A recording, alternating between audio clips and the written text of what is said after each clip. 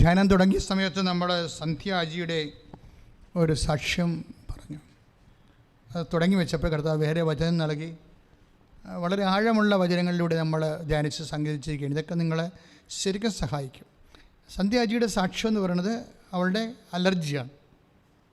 അത് ഓൺലൈൻ ഉടമ്പടി എടുത്തോടുകൂടി 10 കൊല്ലമായിട്ടുണ്ടായിരുന്നു. അത് ഈ ദിവസങ്ങളിൽ പറഞ്ഞ സാക്ഷ്യമാണ്. പുനലൂര് സന്ധ്യ അജി പുനലൂര്.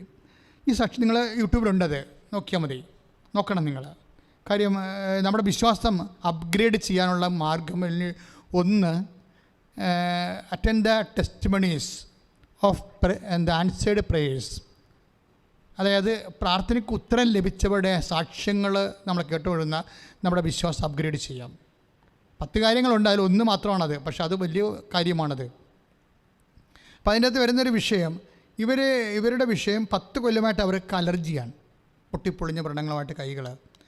അപ്പോഴവർ ഓൺലൈൻ ഉടമ്പടി ചെയ്യുന്നു. 10 കൊല്ലം അത് 2 ദിവസം കഴിഞ്ഞപ്പോൾ ഈ സംഭവം മുഴുവൻ കരിഞ്ഞു പോകും. അപ്പം അങ്ങനെ ഇവിടെ അവർ തിരിച്ചു വന്ന് പിന്നീട് തീർത്ഥാടന ഉടമ്പടി ചെയ്യും.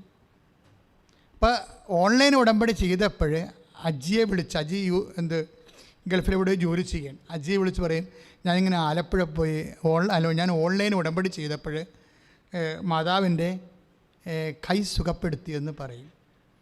അപ്പോൾ എന്നിട്ട് പിന്നീട് വന്നിട്ട് ഈ സന്ധ്യ വന്ന് ഇവിടെ വന്ന് തീർത്ഥാടന ഉടമ്പടി ചെയ്യും.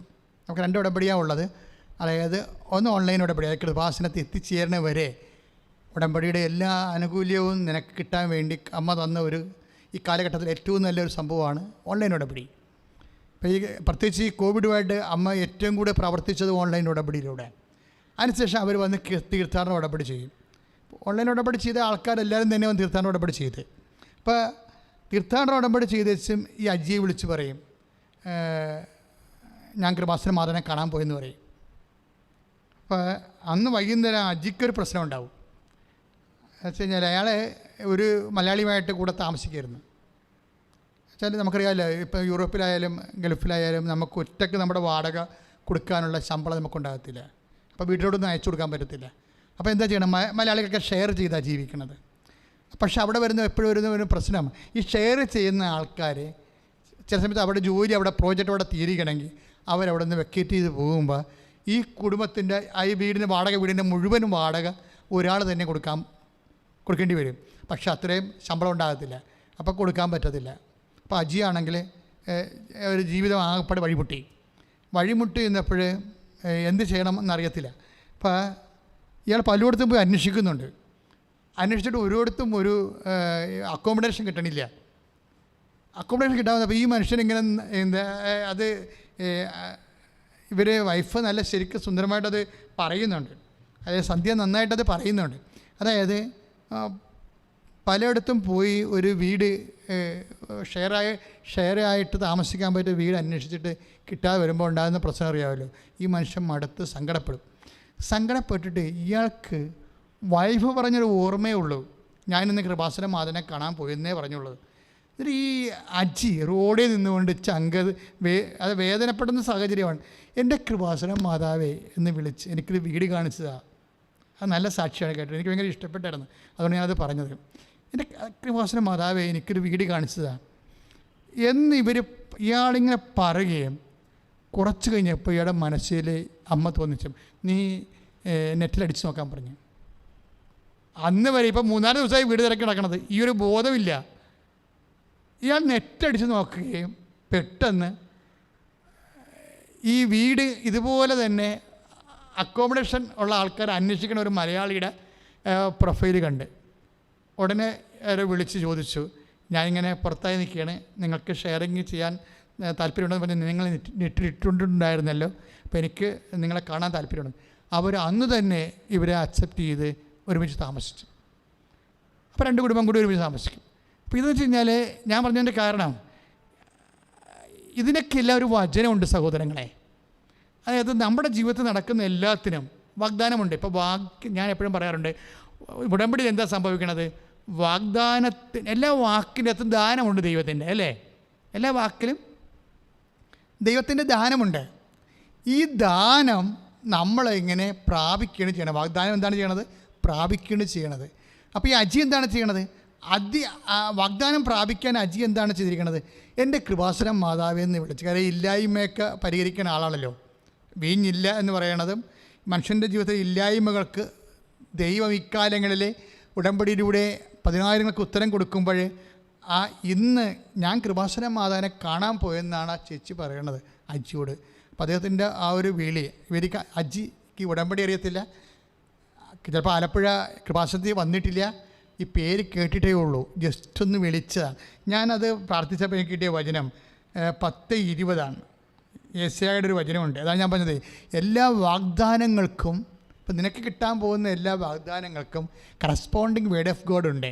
കണ്ടില്ലേ, എനിക്ക് 10:20 റോമ 10:20 യെശയ്യ ധൈര്യപൂർവ്വം പറയുന്നു. എന്താണ് പറയുന്നത്? ഏറ്റു പറഞ്ഞ്, എന്നെ തേടാത്തവർ എന്നെ കണ്ടെത്തി, എന്നെപ്പറ്റി അന്വേഷിക്കാത്തവർക്ക് ഞാൻ എന്നെ വെളിപ്പെടുത്തി. ഇതാണ് സംഭവിക്കുന്നത്. ഒന്നുകൂടി പറഞ്ഞു, എന്നെ തേടാത്തവർ എന്നെ കണ്ടെത്തി, എന്നെപ്പറ്റി അന്വേഷിക്കാത്തവർക്ക് ഞാൻ എന്നെ തന്നെ വെളിപ്പെടുത്തി. അപ്പൊ ക്രിസ്തുവിനെ കുറിച്ച് നീ അന്വേഷിച്ചില്ലെങ്കിൽ പോലും ക്രിസ്തു നിന്നെ തന്നെ നിനക്ക് വെളിപ്പെടുത്തും.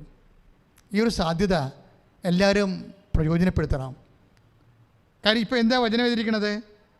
എന്നെ തേടാത്തവർ, അന്വേഷിക്കാത്തവരെ, ആശ്രയിക്കാത്തവരെ ക്രിസ്തുവിനെ കണ്ടെത്തും. എങ്ങനെയാണ്?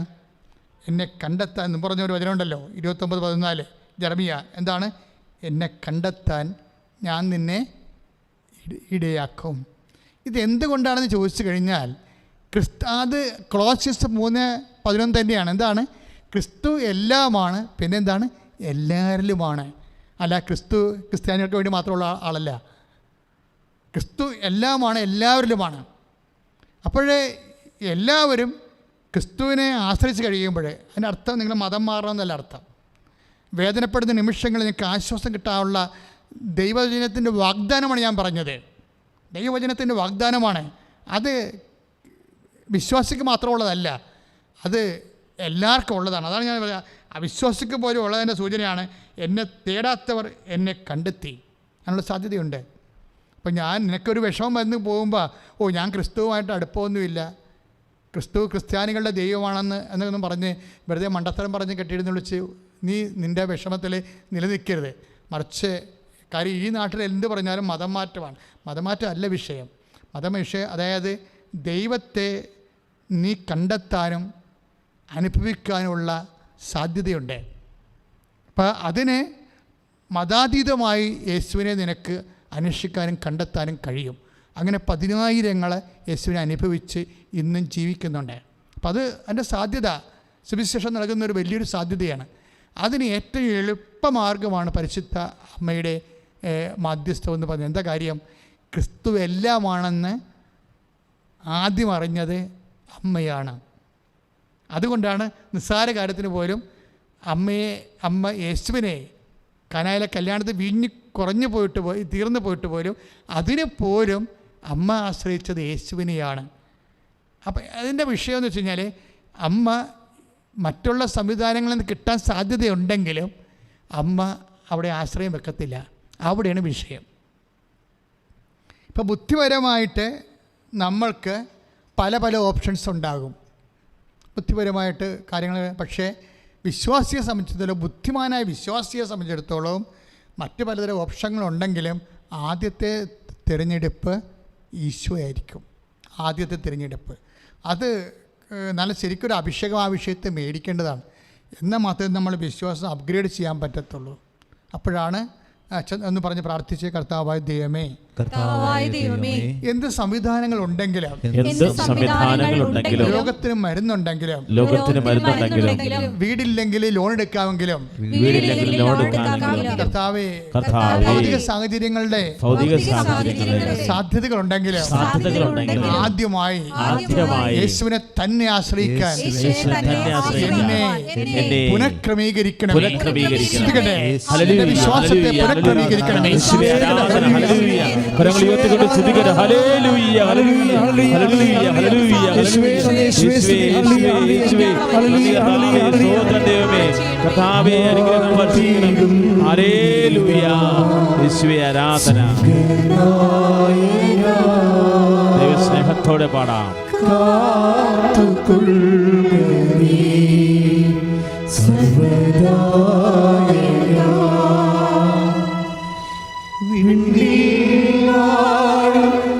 നിന്റെ രാജ്യം വന്നിടേണമേ. മധുരം നിന്നാമം പാവനം. പരിശുദ്ധ പരമദിവ്യകാരുണ്യത്തിന്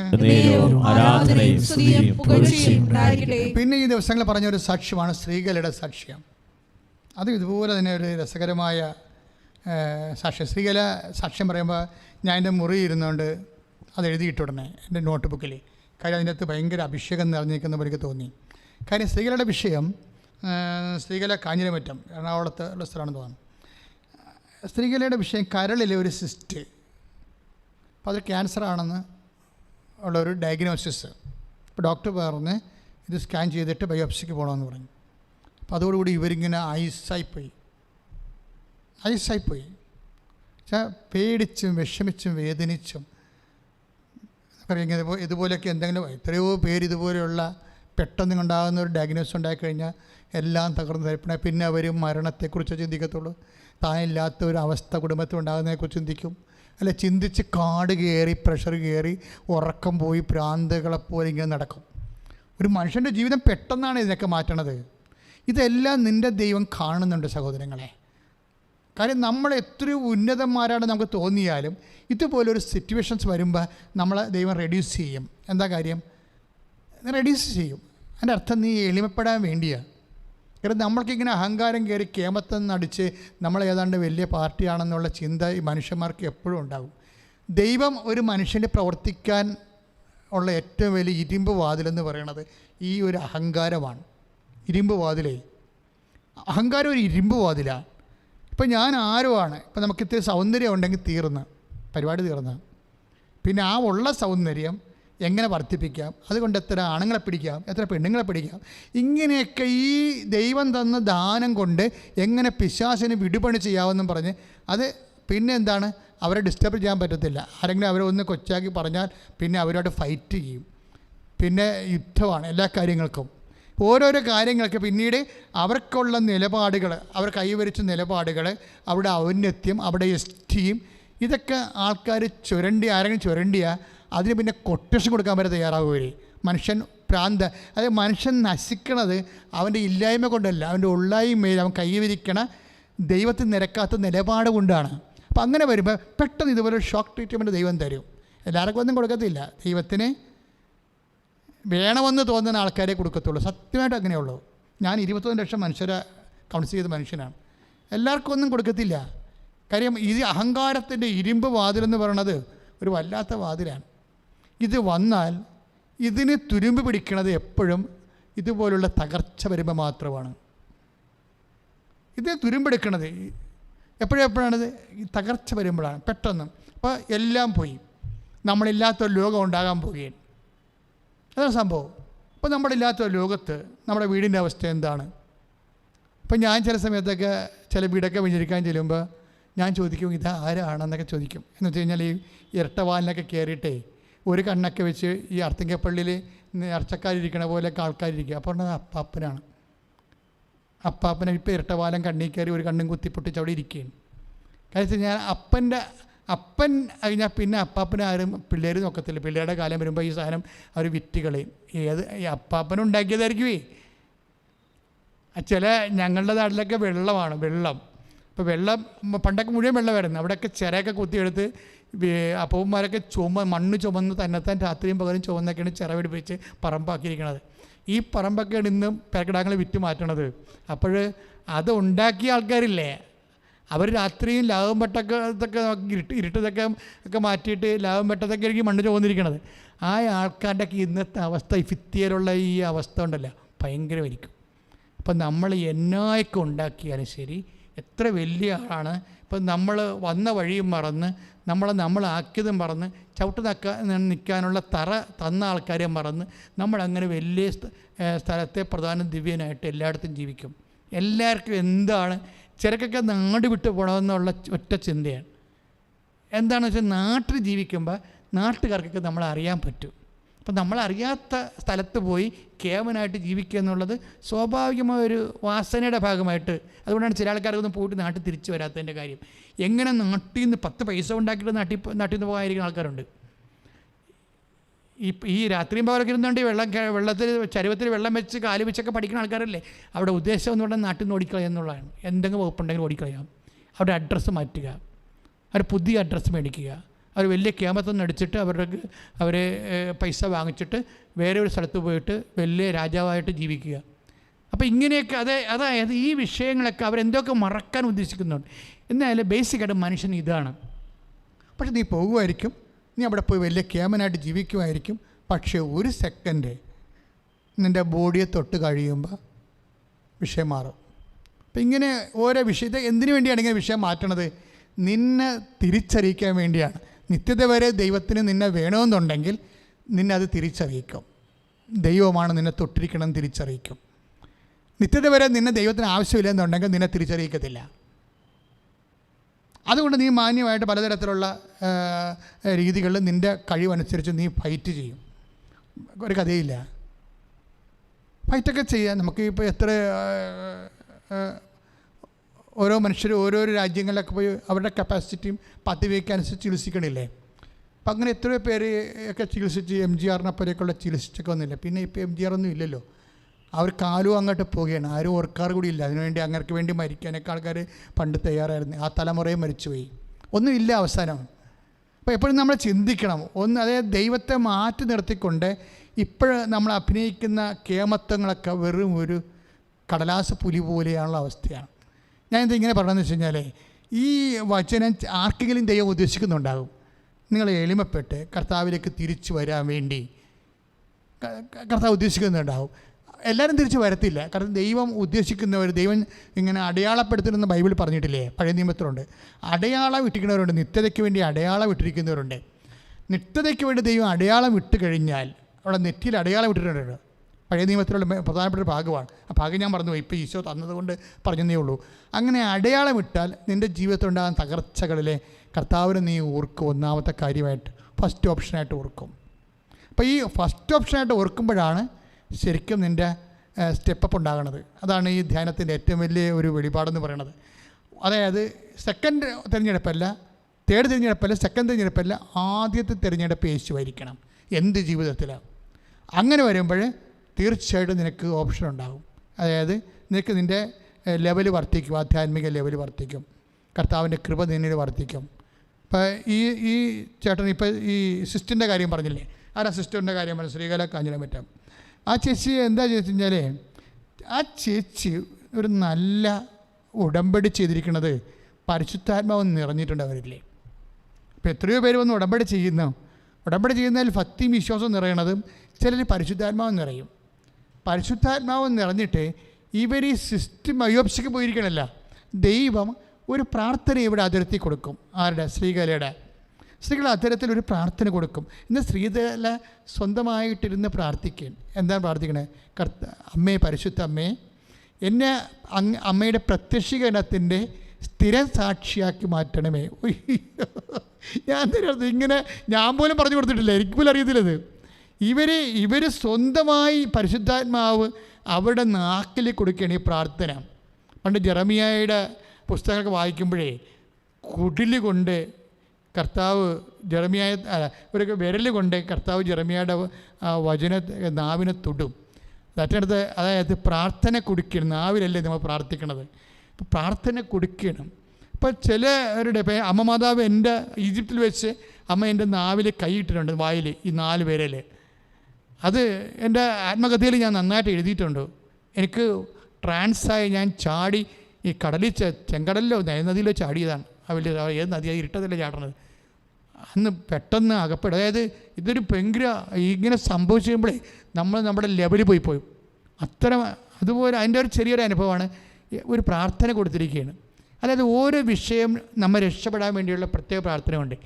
അങ്ങനെ കിട്ടാത്തിടത്തോളം കാലം നമ്മുടെ പ്രത്യക്ഷീകരണ പ്രാർത്ഥിക്കാനുള്ള അഭിഷേകം ചോദിച്ച് പ്രാർത്ഥിക്കണം. നിങ്ങൾക്ക് സ്പെഷ്യൽ പ്രയർ കിട്ടുന്നില്ല എന്നുണ്ടെങ്കിൽ നിൻ്റെ പ്രത്യക്ഷീകരണ പ്രാർത്ഥന. ഇപ്പം നിങ്ങൾക്ക് വരുന്നൊരു പ്രശ്നം എന്താണെന്ന് വെച്ച് കഴിഞ്ഞാൽ പ്രത്യക്ഷീകരണ പ്രാർത്ഥന പ്രാർത്ഥിച്ചിട്ട് പിന്നെ കുരുക്കഴിക്കണ മാതാവിൻ്റെ പ്രാർത്ഥന പ്രാർത്ഥിക്കും. അങ്ങനെ ഓരോരോ ഏത് പ്രാർത്ഥന എന്നാൽ രക്ഷപ്പെടണമെന്ന് വിചാരിച്ച് ഓപ്ഷൻ വെക്കും. അങ്ങനെയാണ് പണി കിട്ടുന്നത്. കാര്യം നമ്മൾ അങ്ങനെയുള്ള ഈ ഉടമ്പടി അങ്ങനെ ഒരു പ്രാർത്ഥന അല്ലത്. ഉടമ്പടി എന്ന് പറയുന്നത് ദൈവികമായ ഒരു പദ്ധതിയാണ്. ദുരന്തമുണ്ടാകാൻ പോകുന്നു എന്ന് പറഞ്ഞിട്ട് പ്രാർത്ഥിക്കണമെന്ന് പറയുമ്പോൾ എന്ത് പ്രാർത്ഥിക്കണമെന്ന് പറഞ്ഞു തന്നുകൊണ്ട് എന്താണ് ചെയ്യേണ്ടതെന്ന് പറഞ്ഞു തന്നെ പ്രൊട്ടക്ഷൻ പ്രെയറാണ് ഉടമ്പടി എന്ന് പറയുന്നത്. അതിൻ്റെ ഭാഗമായിട്ട് വരുന്നതാണ്, അല്ലാതെ ആകസ്മികമായിട്ട് വന്നതല്ല ഇത്. അപ്പം അതുകൊണ്ട് എപ്പോഴും നമ്മൾ ശ്രദ്ധിക്കേണ്ട ഒരു വിഷയം, ഉടമ്പടിയിലാണ് നിങ്ങൾ ആശ്രയിച്ചിരിക്കണമെന്നുണ്ടെങ്കിൽ ഓപ്ഷൻ വെക്കാതെ ഉടമ്പടി തന്നെ ഫോളോ ചെയ്ത് പോകണം. ഏതാണ് അതിൻ്റെ ടൈം ഉണ്ടല്ലോ, 90 ദിവസമല്ലേ ഉള്ളൂ. അല്ല, ജീവിതകാലം മുഴുവൻ ഉടമ്പടിയില്ലല്ലോ. ഉടമ്പടിയുടെ ഫസ്റ്റ് ടൈം ഈ 90 ദിവസമാണ്. പിന്നീട് ഒരു വിഷയം വരുമ്പോൾ നിങ്ങൾക്ക് വീണ്ടും നിങ്ങൾക്ക് ഉടമ്പടി ചെയ്യാവുന്നതാണ്. ചില ആൾക്കാർ വളരെ ആ ഉടമ്പടിയുടെ ചൈതന്യം പോകാതിരിക്കാൻ വേണ്ടി 90 ദിവസം കഴിയുമ്പോൾ അവരൊന്ന് ഉടമ്പടി പുതുക്കും. പിന്നെ 90 ദിവസം കഴിയുമ്പോൾ അവരൊന്ന് ഉടമ്പടി പുതുക്കും. എന്താണ് അവർക്കങ്ങനെ പുതുക്കാനുള്ള അനുഗ്രഹവും കൃപയും അതിൻ്റെ അഭിഷേകമൊക്കെ കർത്താവ് കൊടുത്തിട്ടുണ്ടേ. അതുകൊണ്ടാണ് അവരങ്ങനെ ചെയ്തു പോണത്. അപ്പം അതുകൊണ്ട് പക്ഷേ ഇത് എന്നും കൊണ്ടും നിങ്ങൾ ഉടമ്പടിയും പറഞ്ഞുകൊണ്ട് കൃപാസനത്തിൽ കെട്ടിയിടാൻ ആരും ഉദ്ദേശിക്കണില്ല. 90 ദിവസമേ ഉള്ളത്. 90 ദിവസം കഴിയുമ്പോൾ ഇത് തീരുകയാണ്. കാര്യം ഉടമ്പടിയുടെ ബിബ്ലിക്കൽ ടൈം 90 days ആണ്. അപ്പം അത് പക്ഷേ ആൾക്കാർ ചെയ്യണമെന്ന് വെച്ചാൽ അവർ ആ കൃപയും ഇത് ഒരു വല്ലാത്ത പ്രാർത്ഥനയാണല്ലോ. ആ കൃപയിൽ നിലനിൽക്കാൻ വേണ്ടിയാണ് അവർ മാസം 3 മാസം കൂടുമ്പോൾ ഒന്ന് പുതുക്കി കൊണ്ടുപോകുന്നത്. അത് ഭയങ്കര അവർക്ക് അവരുടേതായിട്ടുള്ള ദൈവാനുഗ്രഹവും അവരുടെ സാക്ഷ്യങ്ങളും ഒക്കെ ഉണ്ടാക്കും. അതുപോലെ പക്ഷേ എപ്പോഴും അച്ഛൻ്റെ ഉദ്ദേശം സാക്ഷ്യം പറഞ്ഞിട്ട് പുതുക്കുന്നതായിരിക്കും എപ്പോഴും. അല്ല, സാക്ഷ്യം കിട്ടിയിട്ട് പറഞ്ഞിട്ടല്ല, ഒരു സാക്ഷ്യങ്ങളും കിട്ടിയിട്ട് പുതുക്കുന്നതായിരിക്കും എപ്പോഴും നല്ലത്. ചില ആൾക്കാർ അടുത്ത ദിവസങ്ങളിൽ അനുഭവം കിട്ടുമെന്നുള്ള ഉറപ്പോടുകൂടി അവർ രണ്ടാമത് ഉടമ്പടി പുതുക്കണ കാണാം. അങ്ങനെയുള്ളവരെല്ലാവരും സാക്ഷ്യം പറഞ്ഞു പോകുന്നുണ്ട്. ഒരു ദിവസം 25 സാക്ഷ്യമാണ് കൃപാസനത്തിലുള്ളത്. സ്ത്രീകളെ ചേച്ചിയുടെ അധരത്തിൽ ദൈവം നിക്ഷേപിച്ച വചനം എന്താണ്? അമ്മയുടെ ഉടമ്പടിയുടെ അമ്മയുടെ പ്രത്യക്ഷീകരണത്തിൻ്റെ ഒരു സ്ഥിരസാക്ഷിയായി, എൻ്റെ അമ്മേ അതെന്ത് സംഭവം, അത് ഒരു സ്ഥിരസാക്ഷിയായി എന്നെ ഉയർത്തണമേ, അതാണ് പ്രാർത്ഥന. അപ്പോൾ അവളുടെ ഭർത്താവ് വിളിക്കും, ഉടനെ അവരുടെ ഭർത്താവരെ വിളിക്കും. ഡോക്ടറിന് റിപ്പോർട്ട് വന്നു, നമുക്കൊരു പ്രശ്നവുമില്ല, അമ്മ നമ്മളെ സുഖപ്പെടുത്തി, പ്രൈസ് ദി ലോർഡ്. അപ്പോൾ സ്ഥിരസാക്ഷിയായില്ലേ. അപ്പോൾ അത് ആ സാക്ഷ്യം എങ്ങനെയാണ് അവർ കൊടുക്കുന്നതാണ്. അതായത് നിങ്ങളെ ഭയങ്കര സീരിയസ് ആയിട്ടുള്ള ഒരു പ്രെയർ ഫോം, ഭയങ്കര ദൈവകൃപ. ഞങ്ങളെ ഉടമ്പടി തുടങ്ങുമ്പോൾ എനിക്ക് ഒരു ഐഡിയ ഒക്കെ ഉണ്ടായിരുന്നു. പക്ഷെ അങ്ങനെയുള്ള ഐഡിയ ഒന്നും അല്ല ഇപ്പോൾ. ഇതിനേക്കാളുപരി നമ്മൾ ചിന്തിക്കാത്ത എല്ലാ മേഖലകളിലും അമ്മ മധ്യസ്ഥം വഹിക്കുന്നുണ്ട്. എന്തടിസ്ഥാനത്തിലാണ്? ക്രിസ്തു എല്ലാമാണെന്ന്. പിന്നെ എന്താണ് പറയണത്? എല്ലാവരിലുമാണ്, ക്രിസ്ത്യാനികളിൽ മാത്രമല്ല. അതാണ് ഭയങ്കര വചനമാണത്. ഇത് ആദ്യം മനസ്സിലാക്കിയത് അമ്മയാണ്. ക്രിസ്തു എല്ലാമാണ്. പിന്നെ ആരാണ്? എല്ലാവരിലുമാണ്. അമ്മ ഈ കനായിലെ കല്യാണത്തിൽ ഈ അനുഗ്രഹം നടത്തുമ്പോൾ അന്ന് ക്രിസ്ത്യാനികൾ അവിടെ ഇല്ലല്ലോ. അവിടെ ഇല്ല. അന്ത്യോക്യയിൽ വെച്ചില്ല ക്രിസ്ത്യാനികൾ ഉണ്ടാകണത്. എത്രയോ വർഷം കഴിഞ്ഞ് അവിടെ യഹൂദരാണ് ഉണ്ടാകണത്. അപ്പോൾ യഹൂദരല്ലാത്തവർക്കായാലും ക്രിസ്തുവാണ് അനുഗ്രഹത്തിൻ്റെ മാർഗവും ആശ്വാസത്തിൻ്റെ പേര് എന്ന് ആദ്യം തിരിച്ചറിഞ്ഞത് അമ്മയാണ്. പ്രാർത്ഥിക്കുക, അമ്മേ, പരിശുദ്ധ അമ്മേ, അമ്മയെ പോലെ കൊളോസ്യസ് 3:11 അനുസരിച്ചുകൊണ്ട് എൻ്റെ ജീവിതത്തിൻ്റെ എല്ലാ പോരായ്മകളിലും രോഗങ്ങളിലും ഞാൻ ഉടമ്പടി എടുത്തിട്ടുള്ള വിഷയങ്ങളിലും അതിനുശേഷം വന്ന വിഷയങ്ങളിലും ഞാൻ ഇന്ന് അനുഭവിക്കുന്ന സങ്കടങ്ങളിലും എല്ലാം പരിഹാരം ക്രിസ്തുവാണ്. ക്രിസ്തു എല്ലാവരിലുമാണ് എന്നുള്ള ബോധ്യത്തിലെ പങ്കെടുക്കുന്ന എല്ലാ വ്യക്തികളിലേക്കും അങ്ങയുടെ മധ്യസ്ഥ ഈ നിമിഷം ലഭിക്കുവാൻ ഇടയാക്കണമേ.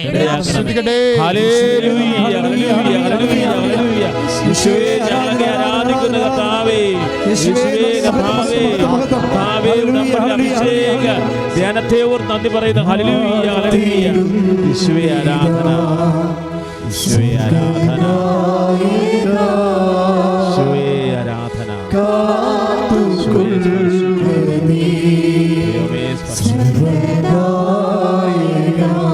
ദൈവസ്നേഹത്തോടെ പാടാം.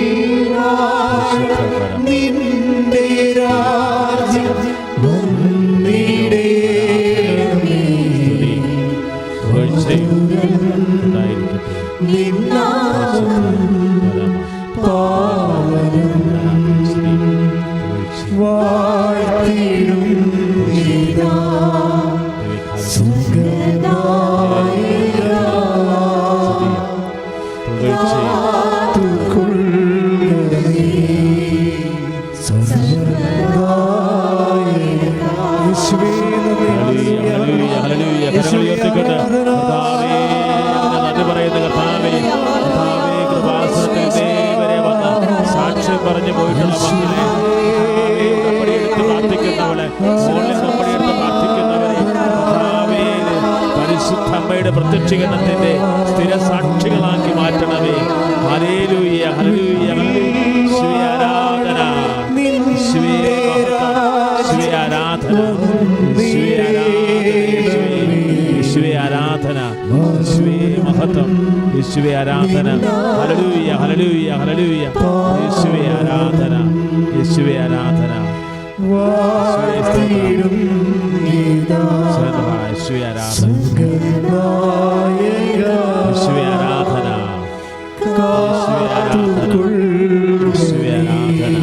യേശുവേ മഹത്വം,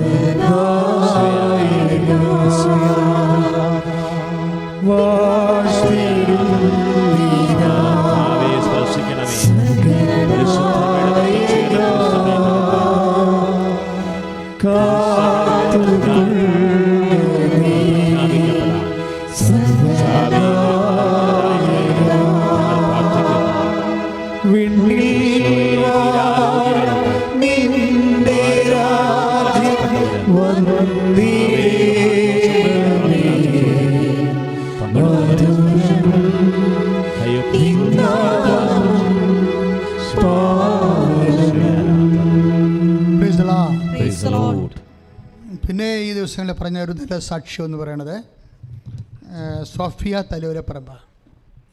സോഫിയ തലയോലപ്പറമ്പിൻ്റെ സാക്ഷ്യം ശ്രദ്ധിക്കപ്പെടാനുള്ള കാരണം സോഫിയയ്ക്ക് ജോലിയില്ല, അതാണ് ഒരു പ്രശ്നം. അവരുടെ വിസ പ്രോബ്ലം ഉണ്ടായിരുന്നു. ഒരു വിസ എക്സ്പയർ ആയിപ്പോയി. അല്ല എന്നുവെച്ചാൽ അവർ കമ്പനി ആ വിസ കൊടുത്തില്ല. ഇൻ്റർവ്യൂ ടെസ്റ്റും എല്ലാം കഴിഞ്ഞതാണ്. പക്ഷേ വിസ അയക്കാമെന്ന് പറഞ്ഞ് അവരെ പറഞ്ഞു വിട്ടെങ്കിലും ഒരു കൊല്ലം അവർ കാത്തിരുന്നിട്ട് അവർക്ക് വിസ കിട്ടണില്ല. അത് പോയി. അപ്പോഴേ എന്ത് ചെയ്യണമെന്ന് അറിയാൻ പാടില്ലാതെ ഇവളിങ്ങനെ കുഴങ്ങണ ഒരു സമയമാണ്. അപ്പോൾ വേറെ ഒരു വർഷം മുഴുവൻ വെറുതെ കാത്തിരുന്നൊരു ദിവസം ഒരു വർഷം പോയി. അപ്പോഴേ ഇവരുടെ അമ്മ വന്ന് ഉടമ്പടി ചെയ്യും. അമ്മ വന്ന് ഉടമ്പടി ചെയ്യുന്നതിന് രണ്ട് കാരണങ്ങളാണ്. ഒന്ന്, ഈ സോഫിയയുടെ സിസ്റ്റർ, അവർക്ക് തൈറോയ്ഡ് രോഗവും പിന്നെ കുഞ്ഞിൻ്റെ കാര്യങ്ങളൊക്കെയാണ് അവർക്കുള്ളത്. അതിനാണ് അവർ ഉടമ്പടി ചെയ്യണത്. പിന്നെ അതിൻ്റെ അടുത്ത് സോഫിയയുടെ വിഷയം വെച്ചിട്ടുണ്ട്. ഞാൻ ഈ സാക്ഷ്യം എടുത്തത് നിങ്ങളുടെ മുമ്പിൽ അവതരിപ്പിക്കാൻ എടുത്തതിൻ്റെ കാരണം, ഈ ഉടമ്പടി തലയോലപ്പറമ്പ് വീട്ടിലെ ഉടമ്പടി പ്രകാരം അവർ പ്രാർത്ഥനയൊക്കെ നടത്തുമ്പോഴും സോഫിയ സ്വന്തമായിട്ടൊന്ന് ചിന്തിക്കും. കാര്യം എന്താണ്? എന്നിട്ട് അതാണ് അവൾ സാക്ഷ്യത്തിൽ പറയണത്. എന്താ പറയണമെന്ന് വെച്ച് കഴിഞ്ഞാൽ, അമ്മയാണ് ഉടമ്പടി എടുത്തിരിക്കുന്നത് എനിക്ക് വേണ്ടിയും ചേച്ചിക്ക് വേണ്ടിയും. പിന്നെ അമ്മ, പക്ഷേ അമ്മുമ്മയെ അമ്മമ്മ വീട്ടിലുണ്ട്, രോഗിയാണ്.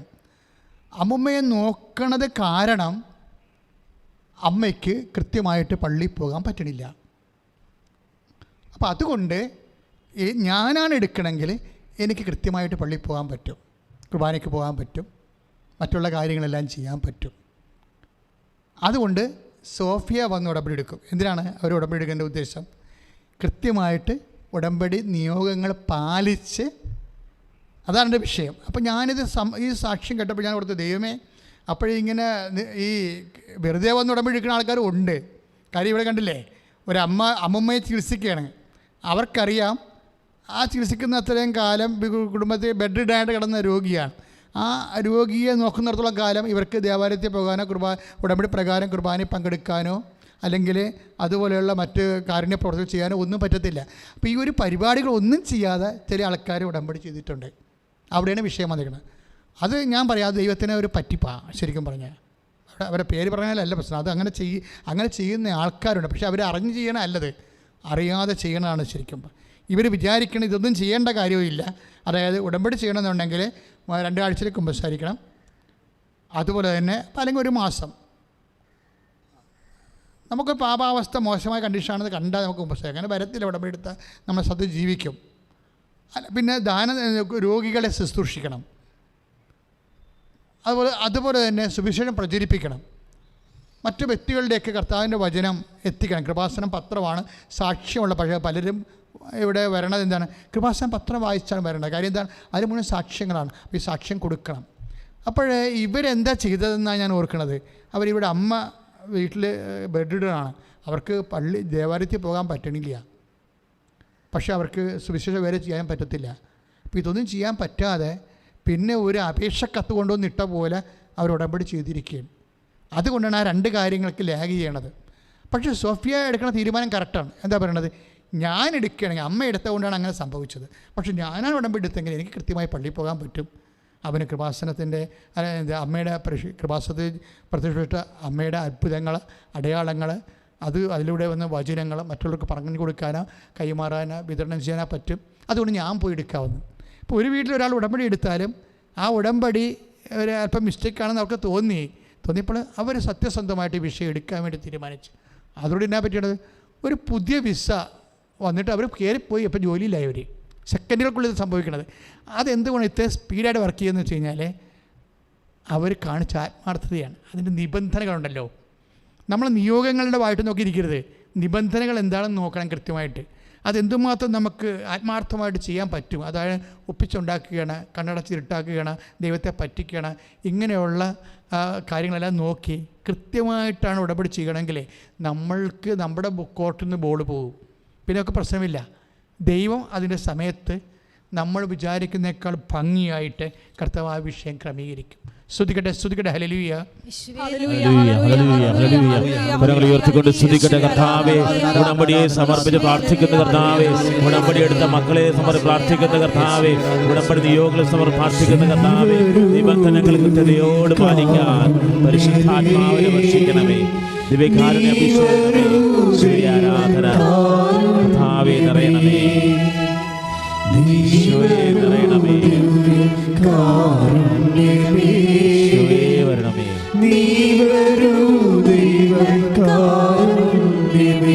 ആരാധന ജീവിതം നിന്റെ കാരുണ്യമേ,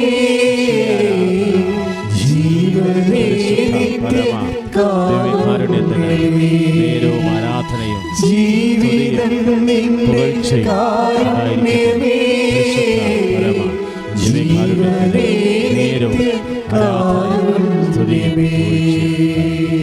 പിന്നെ ഒരു സാക്ഷ്യം വന്നത് രജീസ് വർഗീസിൻ്റെ സാക്ഷ്യമാണ്.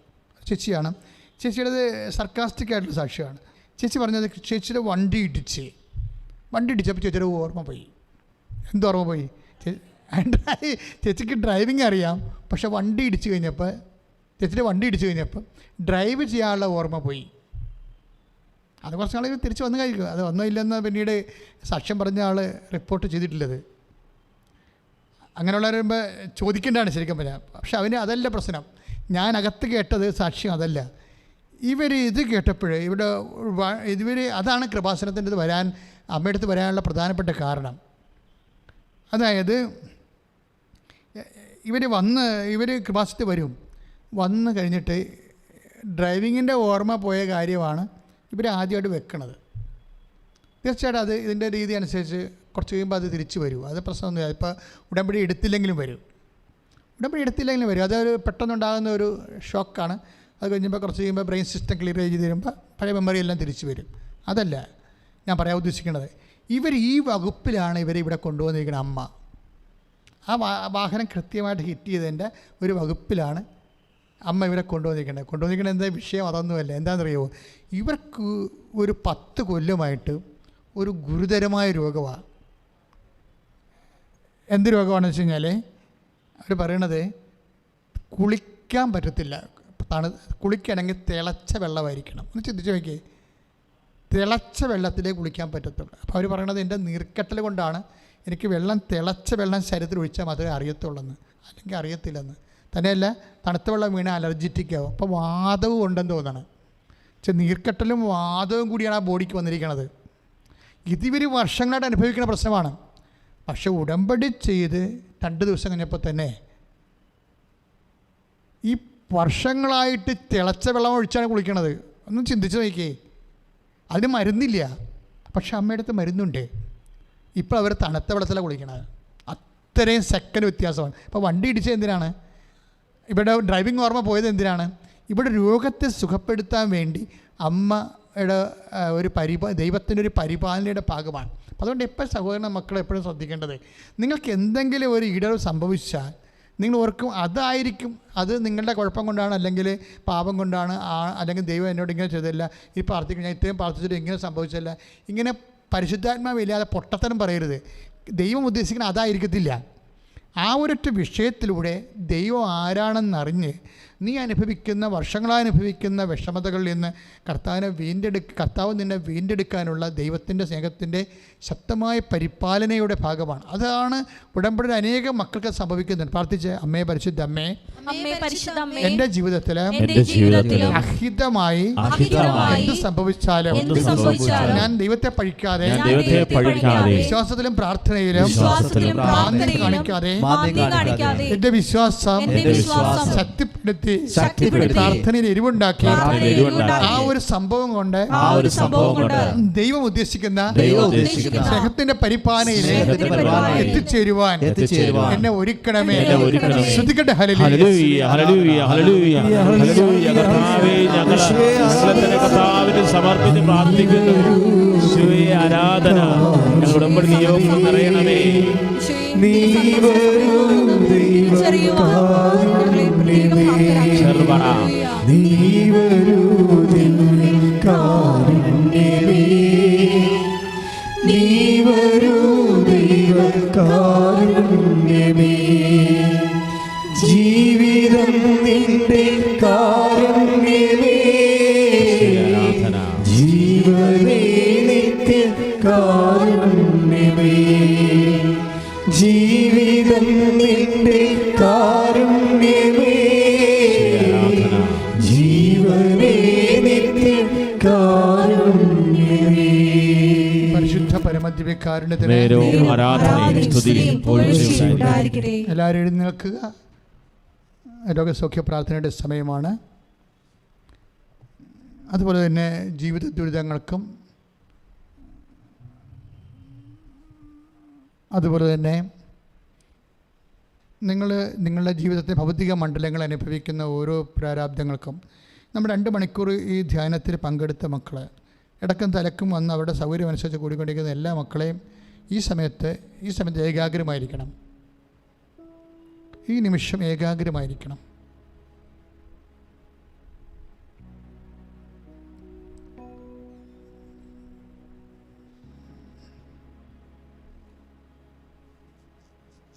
കർത്താവേ, അങ്ങയുടെ മക്കളെ ഞാൻ ഈ സമയത്ത് ഓൺലൈനായി ഈ ധ്യാനത്തിൽ പങ്കെടുക്കുന്ന എന്ന് ഈ ധ്യാനത്തിലേക്ക് കയറി വന്നാലും, എന്നവർ യൂട്യൂബിലോട്ടോ ഫേസ്ബുക്കിലോട്ടോ കയറി ഈ ധ്യാനം അറ്റൻഡ് ചെയ്താലും, അപ്പോഴൊക്കെ അവരനുഭവിച്ചുകൊണ്ടിരിക്കുന്ന പ്രയാസങ്ങൾക്കെല്ലാം ഈ ആരാധന ഒരു തത്സമയ അനുഗ്രഹമായി മാറ്റാൻ അമ്മേ പരിശുദ്ധമേ ഞങ്ങളെ പ്രത്യേകിച്ച് അനുഗ്രഹിക്കണമെന്ന് പ്രാർത്ഥിക്കുന്നു.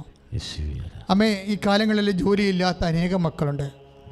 ഉള്ള ജോലി കൊണ്ട് കുടുംബത്തിൻ്റെ ഒരു ചെലവ് നടക്കാൻ പറ്റാതെ പരസ്പരം വൈരാഗ്യവും, ഓരോരുത്തരുടെ വീട്ടിൽ തന്നെ മക്കളാണെങ്കിൽ ഓരോരുത്തരുടെ കാര്യങ്ങൾ ചിലരുടെ കാര്യം നടന്നില്ല, അങ്ങനെയൊക്കെ വരുമ്പോൾ മാതാപിതാക്കന്മാരോട് എതിർത്ത് നിൽക്കുകയും മാതാപിതാക്കന്മാരെ ആശ്രയം വിട്ട് വേറെ അപ്പൻ്റെ സ്ഥാനത്ത് വേറെ ആൾക്കാരിൽ നിന്ന് സഹായം മേടിക്കുകയും അതിൻ്റെ പേരിൽ മാനസികമായിട്ട് മാതാപിതാക്കന്മാരെ പീഡിപ്പിക്കുകയും ചെയ്യുന്ന പൈശാചികമായ നിലപാടുള്ളവരൊക്കെ കുടുംബത്തെ ശരിക്കും വേദനിപ്പിക്കുന്നുണ്ട്. കർത്താവേ, അവരെല്ലാം നീ അവർ സാന്ത്വനപ്പെടുത്താൻ പ്രാർത്ഥിക്കുന്നു. അവർക്കെല്ലാം കർത്താവ് സത്യം മനസ്സിലാക്കി കൊടുക്കാൻ ഇടയാക്കണമേ. കുടുംബത്തിൻ്റെ വിഷമസന്ധികളിൽ കർത്താവേ തങ്ങളെക്കൊണ്ട് പരിഹരിക്കാവുന്നത് പരിഹരിക്കാൻ പറ്റുന്ന രീതിയിൽ കർത്താവെ പരിഹരിച്ച്, ചില പറയും എൻ്റെ കാര്യങ്ങൾ നടത്തിയില്ല, അപ്പോൾ എനിക്ക് ജോലി വീടൊക്കെ കിട്ടിക്കഴിഞ്ഞാൽ തീർച്ചയായിട്ടും അതിൻ്റെ പൈരാഗി ഞാൻ പക തീർത്തു. അപ്പം മാതാപിതാക്കന്മാരോട് പക തീർക്കാൻ പോകുന്ന മക്കളുണ്ട്. അവർ രക്ഷപ്പെട്ട് കഴിഞ്ഞാൽ മാതാപിതാക്കന്മാരോട് അവരുടെ വൈരാഗ്യം തീർത്ത് വാശി തീർക്കാൻ പോകുന്ന പൈശാചിക സ്വഭാവമുള്ള മക്കളെ അമ്മ കാണിച്ചു തരുന്നുണ്ട്. ഇത് ഭയങ്കര ഗുരുതരമായ വിഷയമാണ്. അങ്ങനെ ഏതെങ്കിലും മാതാപിതാക്കന്മാരോട് തങ്ങൾക്ക് തങ്ങളുടെ സഹായങ്ങൾ കൃത്യസമയത്ത് മക്കൾക്ക് കിട്ടിയില്ല എന്ന് വിചാരിച്ചുകൊണ്ട് ആ മക്കൾ അവർക്കൊരു വിലയും നിലയും പൈസയൊക്കെ കിട്ടുന്ന കാലത്ത് മാതാപിതാക്കന്മാരെ മാനസികമായിട്ട് പീഡിപ്പിക്കാൻ ഉദ്ദേശിച്ചിട്ടുണ്ടെങ്കിൽ ഉപ്പിരിക്കുന്ന കുടം പോലെ നിൻ്റെ മക്കൾ നിന്നെ ഉടച്ചു കളയുന്ന കർത്താവ് ചെയ്യുന്നു. നീ ശ്രദ്ധിക്കണം, നീ വേഷം കാണിക്കരുത്. കർത്താവിനത് നിരക്കാത്ത ഒരു കാര്യം നീ ചെയ്യരുത്. കാര്യം അതായത് നമ്മൾ മാതാപിതാക്കന്മാർ ചില സമയത്ത് എല്ലാവരെയും ഒപ്പിച്ച് എല്ലാ കാര്യവും ഒപ്പിച്ച് നാട്ടുകാരെ, അയൽവാസികളെയും ബന്ധുക്കളെ എല്ലാം ഒപ്പിച്ചൊക്കെ വരുമ്പോൾ ചില സമയത്ത് ചിലതൊക്കെ കിട്ടാതെ വരികയും ഇല്ലായ്മ വരികയും ചെയ്യുമ്പോൾ സ്നേഹത്തോടെ അത് ഉൾക്കൊള്ളുകയും മനസ്സിലാക്കുകയും അവരോട് അവരുടെ മനസ്സിനോട് ചേർന്നതാണ് നമ്മൾ നിൽക്കേണ്ടത്. കർത്താവ് കുടുംബങ്ങളിലെല്ലാം ഇതുപോലെയുള്ള അങ്കലാപ്പുകൾ ഉണ്ടെങ്കിൽ കർത്താവ് അവരങ്ങ് വിശുദ്ധമായ വലത് കർത്താവ് സ്പർശിക്കണമെന്ന് പ്രാർത്ഥിക്കുന്നു. കർത്താവ് കുടുംബത്തിൽ പരസ്പരം മിണ്ടാത്തവർ, ധാരണയില്ലാത്തവർ, പരസ്പരം വേണ്ടിയിട്ട് വർഷങ്ങളായിട്ടുള്ളവർ, നിസ്സാര ഭൗതികമായ കാര്യങ്ങളുടെ ഏറ്റക്കുറച്ചിൽ കാരണം അങ്ങോട്ടും ഇങ്ങോട്ടും ദൈവത്തെ മറന്ന് ജീവിക്കുന്നവർ, അമ്മേ പരിശുദ്ധമ്മേ ആ കുടുംബങ്ങളെല്ലാം അമ്മയെ കേൾപ്പിക്കുന്നു. ആ കുടുംബങ്ങളിലെല്ലാം കർത്താവെ നിന്റെ വിശുദ്ധമായ വലതുകരം നീട്ടണമെന്ന് പ്രാർത്ഥിക്കുന്നു. കർത്താവെ എത്ര ഉപദേശിച്ചിട്ടും പറഞ്ഞിട്ടും കാര്യമില്ലാത്ത രീതിയിൽ മാതാപിതാക്കന്മാർ പറയണം കേൾക്കാതെ, കുടുംബത്തിലുള്ളവർ അനുസരിക്കാതെ, കുടുംബത്തിൽ കർത്താവെ അവിടെ ജീവിച്ചാണെന്നൊന്നും പോലും ഒന്നും അറിയാതെ കർത്താവ് ലോകത്തിലുള്ള ഓരോ കാര്യങ്ങൾ ഇടപെട്ടുകയും കുടുംബത്തിൻ്റെ കാര്യങ്ങളെ അവഗണിക്കുകയും ചെയ്ത് കർത്താവ് അന്വേക ആയിരങ്ങൾ പല സ്ഥലങ്ങളിലൊക്കെ ജീവിക്കുന്ന ഒരു കർത്താവെ എല്ലാ തരത്തിലും മാതാപിതാക്കന്മാരെ കടത്തിലാക്കിയിട്ട് കർത്താവെ കുടുംബങ്ങളെ സഹോദരങ്ങളെ കടത്തിലാക്കിയിട്ട് കർത്താവെ വളരെ രീതിയിൽ കർത്താവെ മാനുഷികമല്ലാത്ത തീരുമാനം എടുത്ത് ദൈവത്തെ മറന്ന് ദൈവത്തെ പ്രകോപിപ്പിച്ച് ജീവിക്കുന്ന പൈശാചികമായ മാനസിക കുടുംബ ജീവിത സാഹചര്യങ്ങളിൽ പരിശുദ്ധാത്മാവ് പ്രവർത്തിക്കട്ടെ. ഈശോയുടെ അമ്മ മധ്യസ്ഥം വഹിക്കട്ടെ. യേശുവിൻ്റെ നാമത്തിൽ എല്ലാ സർവ്വബന്ധനങ്ങളും ഈ നിമിഷം അഴിഞ്ഞു മാറട്ടെ. സ്പർശിക്കണമേ കർത്താവേ. ഹല്ലേലൂയ ഹല്ലേലൂയ ഹല്ലേലൂയ ഹല്ലേലൂയ. ഈശോയെ സ്പർശിക്കണം. Hallelujah hallelujah. സ്തോത്രം. ഈശോയെ ആരാധന. നിൻ മുൻപിൽ വന്നിരാനാ കാരുണ്യ സാഗരമേ കാത്തുകൊള്ളിടമേ. പ്രിയമുള്ളവരെ, രോഗമുള്ള ഇടങ്ങളിലെല്ലാം വലതുകരം വെക്കുക.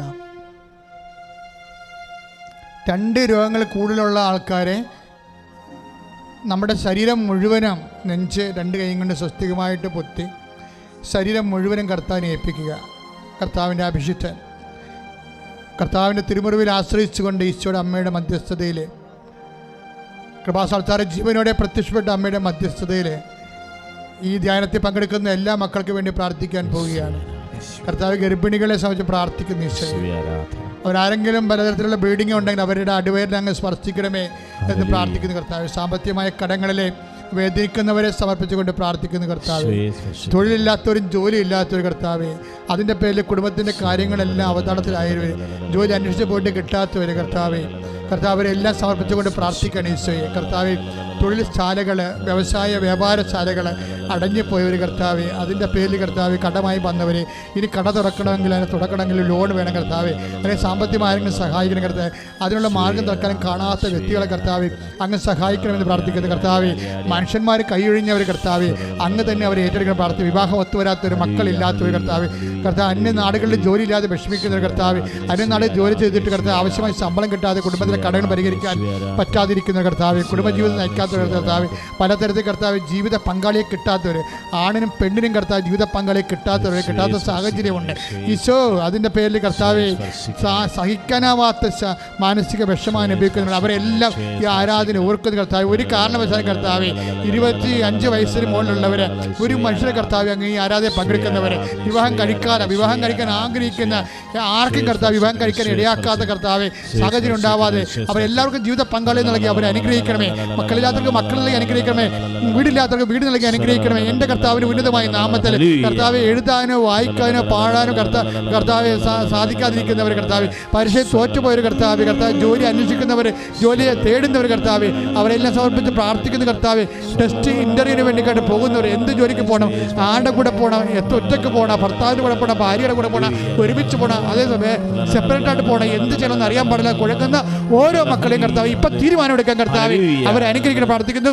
എൻ്റെ കർത്താവിൻ്റെ ഉന്നതമായ നാമത്തിൽ മാരക രോഗങ്ങൾ, വ്യാധികൾ യേശുവിന്റെ നാമത്തിൽ മാറിപ്പോകട്ടെ.